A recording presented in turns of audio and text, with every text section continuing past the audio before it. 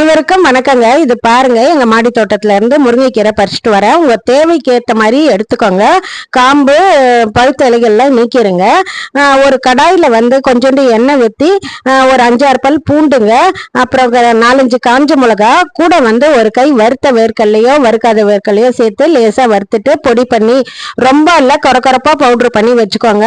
1/2 spoon எண்ணெய் விட்டு இந்த முருங்கைக்கீரையை சேர்த்து அப்புறம் தண்ணி தெளிச்சு உப்பு போட்டு வேக வச்சு, நல்லா வேக வச்சு ட்ரை ஆனப்புறம் இந்த பவுடரையும் கூட போட்டு கிளறி எடுத்துக்கோங்க.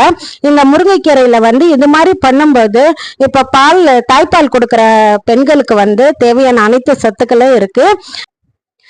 அயன் சத்து, கால்சியம் சத்து, புரோட்டீன், அது மாதிரி எல்லா சத்தும் இல்லை இருக்குதுங்க. அதனால வந்து இது வளரும் குழந்தைகளுக்கும் நல்லது, ஓடி ஆடி வேலை செய்யறவங்களுக்கும் நல்லது. இப்ப தாய்ப்பால் சுரக்க செய்யறதுக்கும் இது மிகுந்த அளவுல பலன் கொடுக்குங்க. வாரத்துக்கு 2 நாள் சேர்த்துக்க.